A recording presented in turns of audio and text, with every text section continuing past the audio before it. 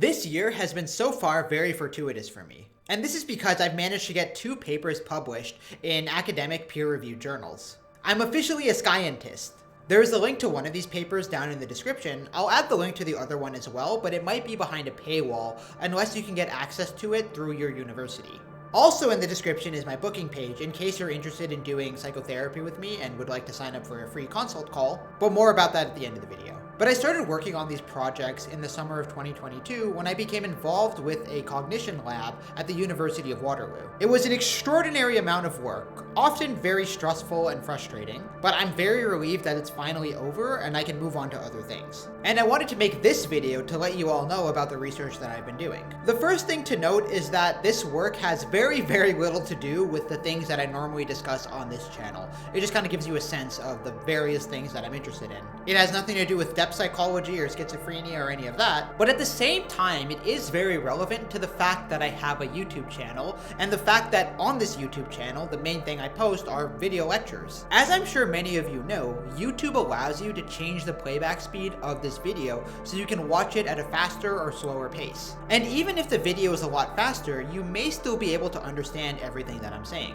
I personally consume a lot of YouTube videos, and unless I'm watching them in a different language like German or Spanish, I tend to view them at 2x. And I noticed that at first it was pretty hard to understand the video when it was sped up by so much, but after acclimating for a while, it's gotten to the point where if I play a video at the normal speed, it feels really slow and monotonous. But this raises an interesting question, because video lectures made for students in university or high school are becoming more and more common.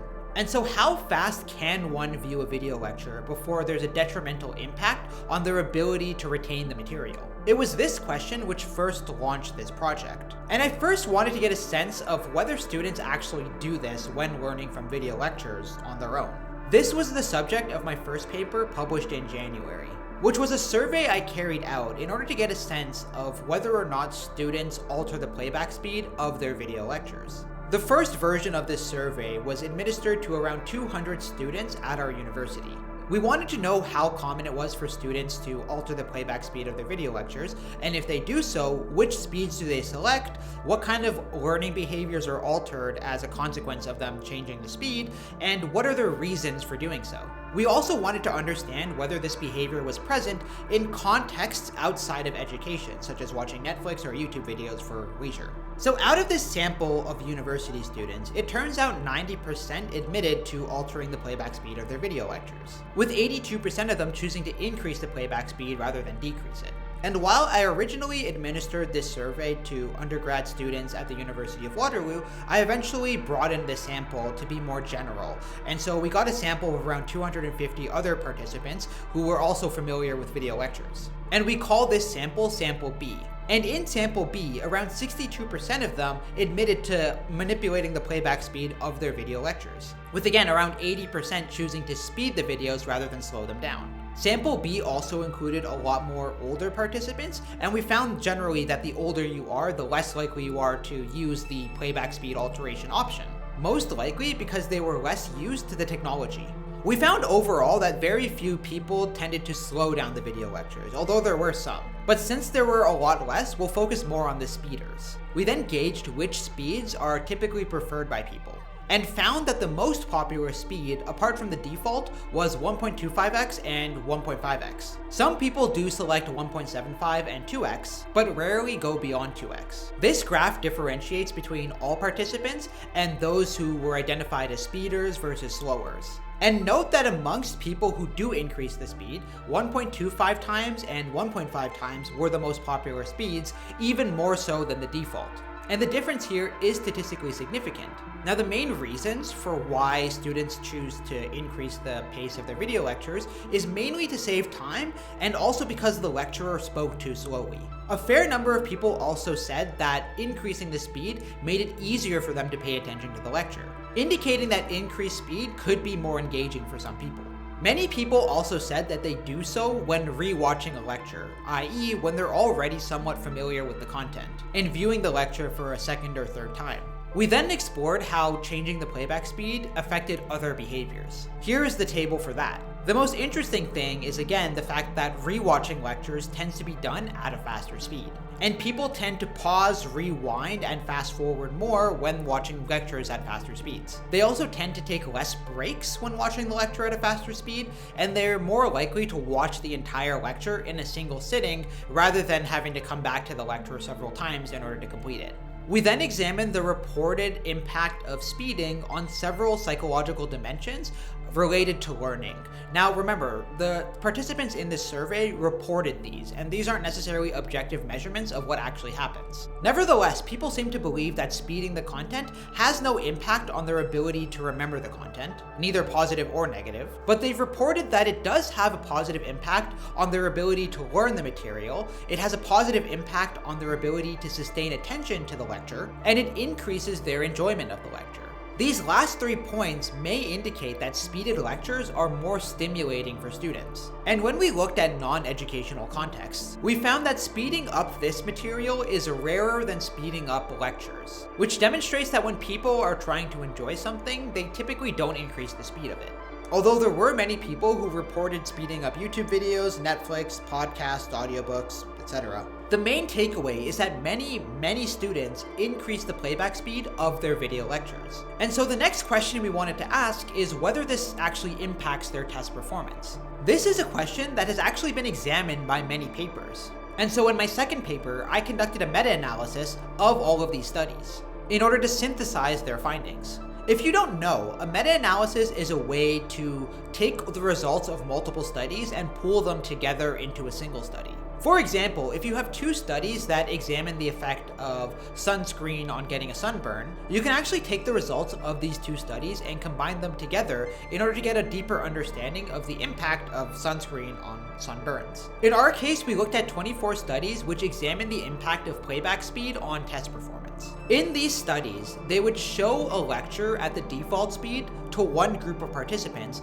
and then a speeded version of that lecture to a different group of participants. Some studies looked at multiple speeds, and then basically they would give all of these groups a test afterwards to see how well they retain the information, and to compare these different groups to see whether speeding the content had any impact on their test performance. It's important to note that in these studies, the students were typically seeing the lectures for the first time, and there was no practice, i.e. they didn't really acclimate to one of the speeds if they were in the speeded group, they were just kind of thrown into it. So it's not necessarily a good replication of how students actually learn, but nevertheless it tells us something about what speed does when trying to learn material for the first time. So my job was to read through all 24 of these studies and collect the data from them in order to pool them together. And by conducting a meta-analysis, we could get a very strong sense of what the impact of speed actually is. Basically, by pooling all of these studies together, we can be more confident about their results. The painstaking details of this meta-analysis process are reported in the paper, so if you want to learn about that, feel free to read the paper. The statistical methodology was also crazy complicated. Kind of interesting if you're into that sort of thing. I definitely found some of the statistic papers interesting to read. But long story short, we basically had to use some advanced statistical methodology in order to make sure that we were doing things properly.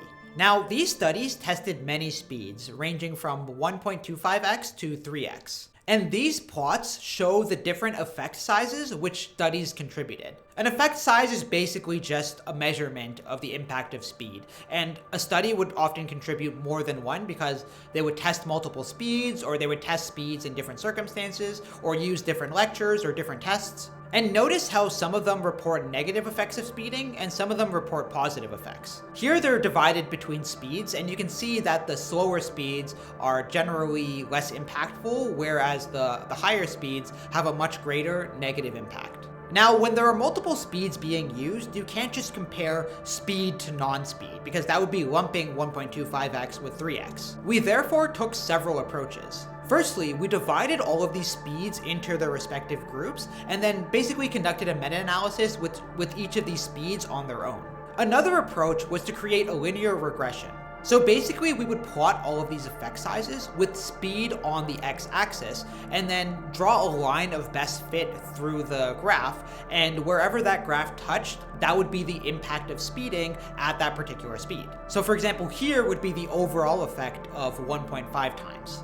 You can think of where the line touch as basically being the average, although it's not exactly the average, because this assumes that the relationship between speed and test performance is linear. And so in case this assumption was wrong, we plotted this more sophisticated function to the graph. And so wherever this line touches, that's the overall impact of speed for those particular speeds. And we found that this graph provided a much better fit to the data that we had. And our results can be summarized in this table. So in general, speeding a video lecture comes with a cost. These negative values of G basically indicate that it's a negative cost, i.e. you're going to be doing worse on your subsequent tests. And this number is in units of standard deviations. So while this negative 0.14 indicates a cost, it's actually a pretty small cost. It might be something like 1 or 2% on your test. But for both 1.25x and 1.5x, this effect is really small and it's actually statistically non-significant, which indicates that most people who speed up to 1.25x or 1.5x will basically experience no cost. They won't do worse on a test after viewing the lecture at these speeds. Notice as well that 1.25 times and 1.5 times were the most popular speeds selected by students. And so maybe students have learned that these speeds are the less impactful on their test performance. And these prediction intervals basically give us an understanding of the range of data that we collected. So some people did really bad at 1.5x, while others seem to actually do better at 1.5x. So you can think of these prediction intervals as capturing the diversity of effects that we found. And so some people might be heavily impacted by 1.25x, whereas others might actually experience a benefit from viewing the lecture at that speed. For 2x, we found that there was a moderate cost and it was statistically significant. So most people would do worse after viewing the lecture at 2x. But the prediction interval again suggests that some people would experience no cost at all, even possibly a slight benefit. But at 2.5x, there is a much more substantial cost. It's close to an entire standard deviation. And here the prediction interval indicates that basically nobody would do better from watching a lecture at 2.5x. Almost everybody would experience a cost. Some individuals more than others. So what this really indicates in terms of cognitive psychology is that if you view a lecture up to 1.5x, it doesn't really overwhelm your cognitive system and you can pretty much understand everything. But when you go to 2x and beyond, your cognitive system does become overwhelmed and retaining the material becomes very difficult. Perhaps it's just going by too quickly that you can't actually process anything. But the most interesting thing to me is that there are individuals who view the lecture at 2x and seem to experience no cost. And we aren't exactly sure why. Maybe these individuals just have a stronger working memory and so are able to process the information even if it's going by really fast. Or maybe they're acclimated to 2x, just like I am. Regardless, more work needs to be done in order to find out whether it's possible to acclimate to faster speeds or whether there's some other variable at play which gives certain individuals an advantage for viewing lectures at faster speeds. Now, additionally, we did something called a moderator analysis, which is basically looking at other variables and seeing whether they have an impact. So for example, variables such as the subject of the lecture. Is it possible that certain lectures are more susceptible to costs when speeding than others? For example, maybe math is harder to retain if it's sped up. But we didn't find that subject had any impact. We also tried to look at the type of test and whether that made an impact. Maybe if you had a multiple choice test versus a short answer test, you would do better on the test regardless of the speed. But again, we didn't really find this from our data. It doesn't mean that it isn't there or that speeding isn't impacted by these variables. It just means that our analysis wasn't able to find these. And to be fair, 24 studies is relatively low for a meta-analysis. I've seen some meta-analyses go up to 500 studies. So as this gets more and more studied in the future, I can definitely return to this meta-analysis and try again, but I doubt that I'm going to do so. So if you want to do so, be my guest. And there's obviously a lot of limitations with respect to our methodology, because when it comes to meta-analyses, it's not always clear whether the studies that you included should be pooled together, because maybe they're so different that pooling them together is meaningless. But regardless, our study does provide the most comprehensive overview of the impact of playback speed on test performance that's ever been done.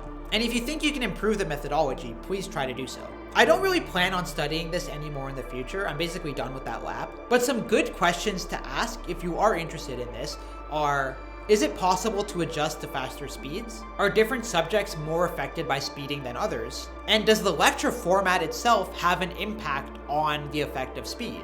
For example, if your lecture has subtitles or if it has diagrams, would those lectures be more or less susceptible to speeding and the possible negative costs of speeding? But yeah, this whole thing was a lot of work, and honestly, I'm glad that it's over, so that I can move on to things that I'm actually more passionate about. Because while I found this pretty interesting at the start, about 4 months in, I was like, oh boy, this is quite a bit of work. And I honestly lost a lot of my interest, but it's all good because I did eventually get it done. And I want to really thank my co-authors who were so supportive and so helpful in getting all of this done. They all put in a ton of work, and I'm very grateful. And before I let you all go, I just want to let you know that I'm accepting new clients for psychotherapy. So if you think you could benefit from a more Jungian and spiritually integrated approach to psychotherapy, feel free to contact me either by email, or you can even set up a free consultation call using my booking page. But yeah, thanks for watching, have a good day, and may good luck always come your way.